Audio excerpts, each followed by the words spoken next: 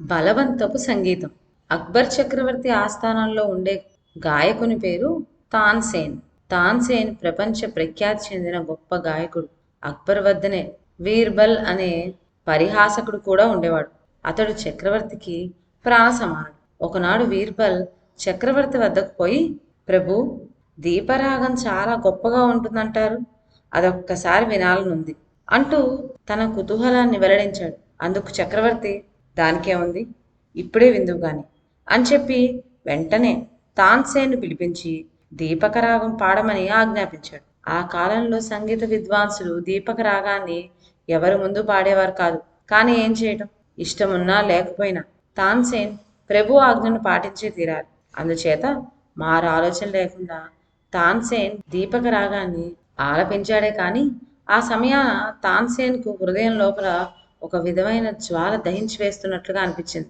తను చేసిన పొరపాటుకు అతను ఎంతో విచారించాడు. మనసులో తీరని బాధ పట్టుకున్నది. దాంతో అతని ఆరోగ్యం పాడైపోయింది. ఆ స్థితిలో తాన్సేన్ చక్రవర్తి అనుజ్ఞ పొంది గుజరాత్ ప్రాంతంలోని శబర్మతి నది తీరానికి చేరుకున్నాడు. ఆ రోజుల్లో మొఘలాయులకు గుజరాత్ రాష్ట్రం ఆక్రమించుకోవాలని తీవ్రమైన ఆసక్తిగా ఉండేది. వాళ్ళ భయం మూలంగా స్త్రీలు తెల్లవారక ముందే నదికి వచ్చి నీళ్లు పట్టుకుపోయేవాళ్ళు. ఒక గ్రామంలో ఇద్దరు అక్కా చెల్లెళ్ళు రోజు శబర్మతి నదికి నీళ్ల కోసం వచ్చేవారు. అందులో అక్క పేరు తాని, చెల్లెలి పేరు నాని. ఒక రోజున వారిద్దరు నది తీరాన కూర్చొని ఉన్న తాన్సేను చూచారు. చూడటంతో వారి నోటి వెంబడి అప్రయత్నంగా ఈ మాటలు వెలువడినాయి: ఈయనెవరో దీపక రాగం ఆలపించి బాధపడుతున్నట్లుందే అని. ఈ మాటలు చెవిన పట్టంతోనే తాన్సేనుకు ఆశ్చర్యం కలిగింది. వెంటనే పరిగెత్తుకుపోయి వాళ్ళకు తన కథంతా వినిపించాడు. ముందు వాళ్ళిద్దరూ అతన్ని చూచి భయపడ్డారు. కానీ చెల్లి, చెల్లి అని ఎంతో ఆప్యాయంగా పిలిచి తన గోడు వలపోసుకోవడంతో వారికి తాన్సేన్ పైన నమ్మకం కుదిరింది. ఆ అక్క చెల్లెళ్ళు వాని మీద జారిపడి అతన్ని వాళ్ళ ఇంటికి తీసుకుపోయారు.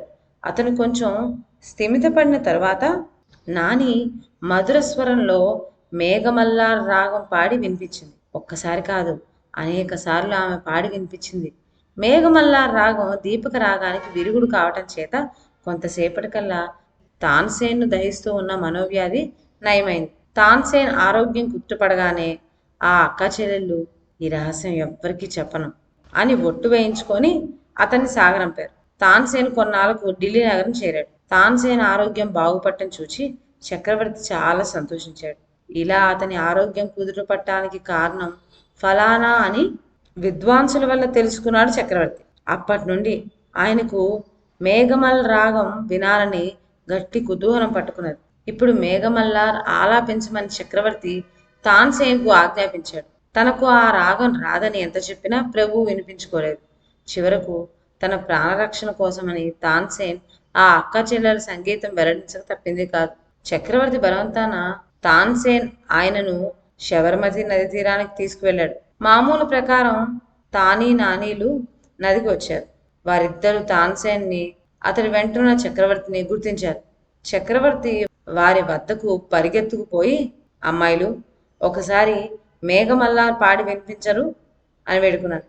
కాదని లేకపోయారు ఆ అక్కా చెల్లెళ్ళు. సరే, పాడటానికి ఒక సమయం ఏర్పాటు చేశాడు చక్రవర్తి. ప్రత్యేకంగా అలంకరించబడ్డ ఒక సభలో సరిగ్గా ఆ సమయాన అక్కా చెల్లెళ్ళు ఇద్దరు మేఘమల్లార్ రాగం ఆలాపించారు.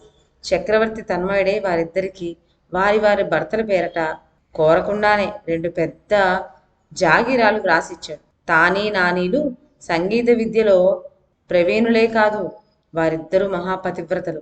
చక్రవర్తి ఆజ్ఞను మీరలేక వారు నిండు సభలో పాట పాడవలసి వచ్చింది. అలా సభలో పాడటం సంసార స్త్రీలకు తగిన పని కాదని, అది పాతివ్రత్యానికి భంగకారమని వారి నమ్మకం. అందుచేత సభకు బయలుదేరే ముందు వారిద్దరు తగిన ఏర్పాటు చేసుకొచ్చారు. సభ ముగిసింది. చక్రవర్తి వారిని మెచ్చుకోవటం, బహుమతులు ఇవ్వటం జరిగింది. అప్పుడే ఆ అక్క చెల్లెళ్ళు వెంట తెచ్చుకున్న కత్తులతో ఒకరినొకరు పొడుచుకొని నేల కొరిగారు. ఈ దృశ్యం చూస్తూనే తాన్సేన్ మూర్ఛపోయాడు. తరువాత తానీ నానీల భర్తలు అక్కడికి వచ్చారు. వారి ముందు చక్రవర్తి తలెత్తుకోలేకపోయాడు. తను అనాలోచితంగా చేసిన పని 2 నిండు ప్రాణాలకు బలిగొన్నదే అని విచారించాడు.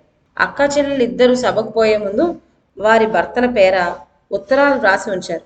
ఆ ఉత్తరాల్లో ఇలా ఉంది: మొఘల్ చక్రవర్తి ఆజ్ఞను శిరసావహించడానికి నిండు సభలో మేము పాడవలసి వచ్చింది. ఇలా 10 మందిలో పాడటం మా పాతివ్రత్యానికి మచ్చగా మేము భావిస్తున్నాం. అందుచేత ఈ శరీరాలను ఆహుతి చేయటమే సరి అయిన పని అని మాకు తోచింది. స్వర్గలోకంలో మనం కలుసుకుందాం. సెలవు అని రాశాం. తాన్సేన్ వారిని జన్మలో మర్చిపోలేకపోయాడు. మేఘమల్లా రాగా ఆలాపన చేసిన ఆ అక్కచెల్లెలు తనను మృత్యు నుంచి కాపాడారు. ఇక తన వాగ్దానం వల్ల ఆ ఇద్దరూ మృత్యుపాలయ్యారు. తానే నానీలు మరణానికి తానే కారణమని ఎంతగానో దుఃఖించాడు తాన్సేన్. వాళ్ళిద్దరి పేర్లు చిరస్థాయిగా ఎలా ఉంటాయా అని ఆలోచించాడు. ఇందుకు గాను సంగీత స్వరాలలో ఎక్కడ ఓం అనే అక్షరం వస్తుందో అక్కడక్కడల్లా తోం తానా నానా అని తన పాటలో ప్రయోగిస్తూ వచ్చాడు. అదే పద్ధతి ఇప్పటికీ సంగీత శాస్త్రంలో ప్రచారంలో ఉంటుంది. ఈ విధంగా తాన్సేన్ ఆ అక్కచెల్లెలకు అమరత్వం కలిగించాడు. అంతేకాక ఆ అక్కచెల్లెల జ్ఞాపకార్థం వారిని తను ప్రథమంగా చూసిన ప్రదేశంలో ఒక సంగీత మందిరం నిర్మించాడు. అది ఇప్పటికీ అహ్మదాబాద్ నగరంలో అలీస్ వంతెన పక్కనే శిథిల అవస్థలో ఉంది. ఇదండి ఇవాళ కథ. మరొక మంచి కథతో నెక్స్ట్ వీడియోలో కలుద్దాం. అంతవరకు సెలవు. నా ఛానల్లోని కథలు మీకు నచ్చినట్లయితే నా ఛానల్ను లైక్ చేసి సబ్స్క్రైబ్ చేయండి. షేర్ చేయడం మర్చిపోవద్దు. కొత్త కథల నోటిఫికేషన్ కోసం బెల్ ఐకాన్ ప్రెస్ చేయండి. Thank you.